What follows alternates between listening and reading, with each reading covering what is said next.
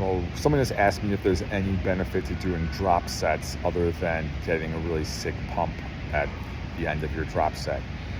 And I see people do drop sets all the time in the gym. I think a lot of them are potentially misguided, but maybe not. I think the only reason to do a drop set is some function of saving time. So a drop set is when you do your normal sets, and usually on the last set, well, it should always be on the last set. If you're doing drop sets every set, then you're probably really doing something wrong. But your last set, you strip the weight down a certain percentage and you continue to do more reps to failure, and you'll do that either one to two, any number of times. So we are dropping the weight and we're continuing to do more sets with the lower weight with minimal rest. So you'll get a sick pump because you're doing a lot of reps, but the main reason to do this again is to save time. So let's use two examples here. Person A does 3 sets of 8 to 12 on a lift. That's their workout. Person B does 3 sets of 8 to 12, but on their third set they hit failure and they reduce the weight by about 25%, take a few seconds, do reps to failure again, then they reduce the weight again, do reps to failure again, and then they're done. So person A did 3 sets to failure, person B did 3 regular sets, but they hit failure an additional 2 points with the drop set on the third set. So who has better growth? Now, all things being equal, let's assume that both people can recover from the sets adequately. The person doing the drop set is not already, the extra volume basically is not going to be detrimental. We're going to assume that's the case, because it could definitely be the case where the extra volume is detrimental, and that's going to be a whole other discussion. But in these two instances, let's assume it's not. So all things being equal, person B would probably have a little bit more growth because they got a little bit more training volume done, and they had, however you want to quantify a drop set, they had 2 additional sets that did touch failure. So let's look at another example. Let's add a third person into this mix.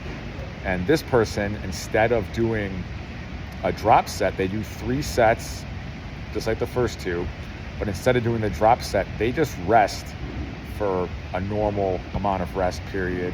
And they do an additional set, and then they rest and they do an additional set.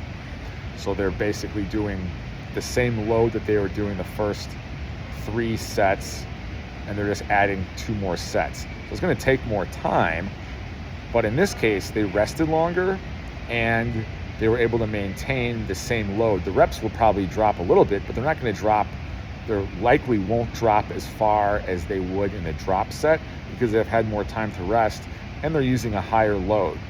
So they're probably going to get more volume. And even if they weren't, we could flip this example again and say, okay, instead of keeping the load the same for 2 more sets, let's have them reduce the load by 25%, but just rest for the same amount of time as they did the first 3 sets. So let's say, 100 pounds is the weight, you do your 3 sets. Person A did 3 sets of 8 to 12 at 100. Person B, 3 sets 8 to 12 at 100, and then do a drop set at 75 and a drop set at 50. And then person C does 3 sets 8 to 12 at 100. And then they rest, and then they take it to 75 and take that to failure. And then they rest and they take 50 pounds to failure.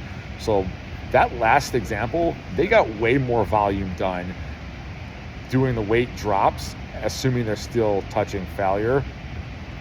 So then you start thinking like, well, if I'm doing an extra set with half of the weight at the very end, am I just doing junk volume at this point? Like, what am I actually getting out of it? So that's a question. We probably don't know the answer to that.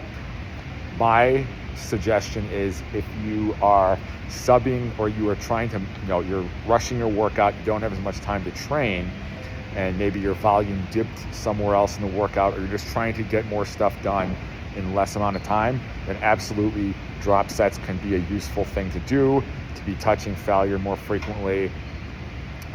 stimulating those larger muscle fibers that we need to be taking to failure, that we don't touch until we are getting to failure. But if you're just doing drop sets to get a sick pump, you're probably just wasting your time. You're probably better off to just add more volume at a little bit higher intensity than doing this like super lightweight stuff just to get a crazy pump. Again, you can get a crazy pump just doing higher rep training, so that's fine. But again, if you're doing like a set of 8 to 12 at 100 and you're going all the way down to 50 or 25 even, if you are fresh and doing that set not in the context of a drop set, your reps might be till you actually hit muscular failure and not just where you want to stop because of pain from a pump. You might be going way past 30 or 40, which is probably past the threshold where much hypertrophy is going to happen anyways. So you might just be adding junk volume at that point. So my suggestion on drop sets, again, do them to make up for volume that you cannot get to given your time allotment. Don't just do them for the sake of like feeling a muscle get totally fried, because that's not really the point of training. The point of training is to progressively overload your muscle tissue to send a signal to your body to make more muscle tissue. It is not to just beat the shit out of your muscles at the end of the workout and get super pumped, although that is really fun.